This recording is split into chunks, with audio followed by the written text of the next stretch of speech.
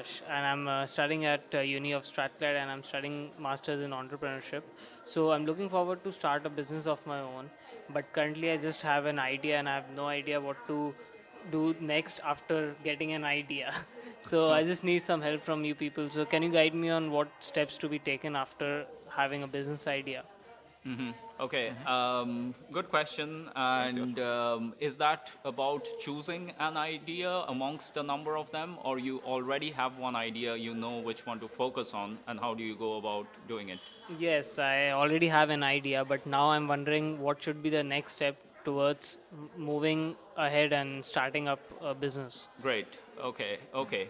So one of the most difficult things is actually to narrow down and pick one idea out of the 10 different things going on in your head. So if you have achieved that already, you are already more than halfway through the art of the start process. Now, what you do next is you want to find out, is there a market for your idea, isn't it?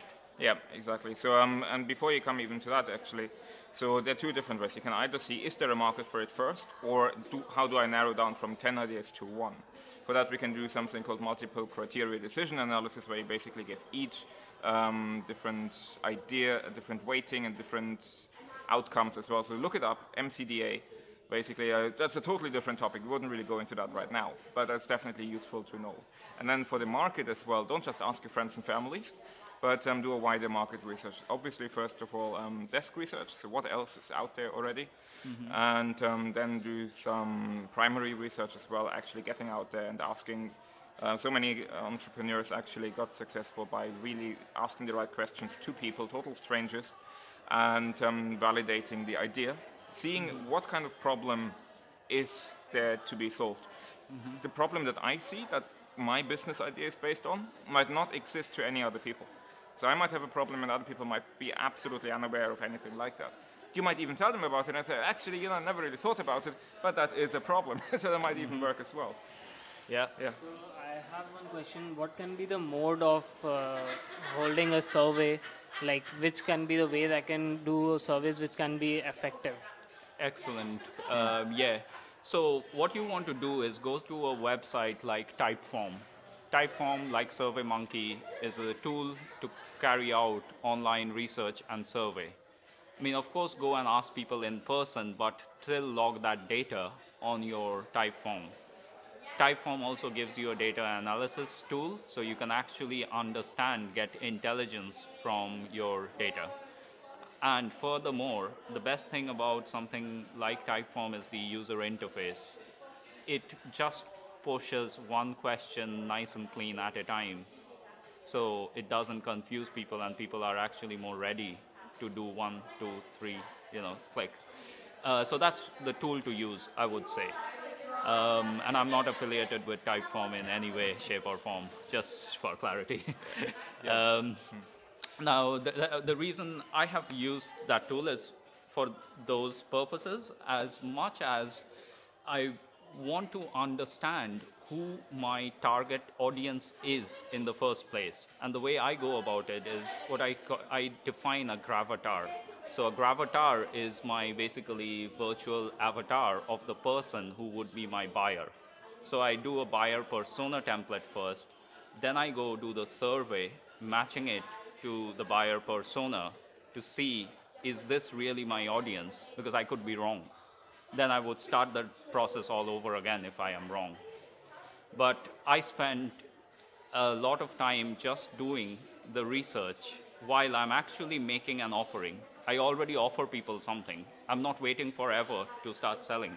I would make what's called a MVO, minimum viable offer. So it could be a MVP, which Vincent is the expert on, or it could be a MVS, a minimum viable service you would provide. So if my business idea is about providing a service, not a product, so what does exactly will MVP mean, and how will I prepare that? Brilliant, brilliant Such a good question. question. Yeah. Okay, so the key thing, I have seen people over and over again when it comes to the service industry. Your MVO in this case will be a service. And the way they try to pick a service is they will think, what are the skills, experience I have, which is important. and how do I bundle this experience into a service? So say if I am an accountant, I would keep thinking, how do I offer my accountancy service? But is that the right way to go about it, Vincent?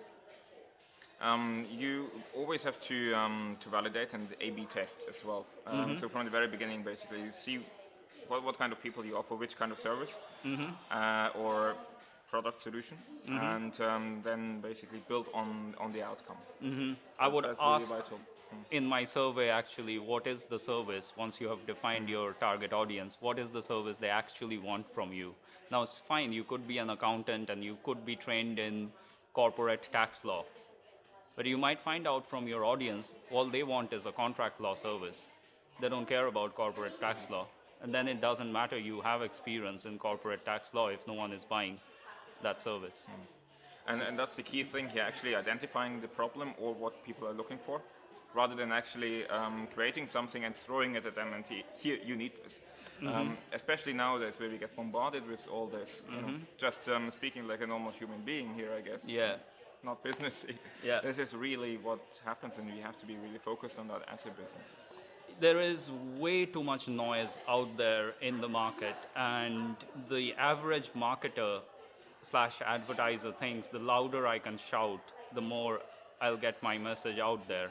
That is completely wrong, because the whole definition of advertising is actually directing people's attention to a particular product, brand, or service which is relevant to what they are looking for, in subconsciously or consciously.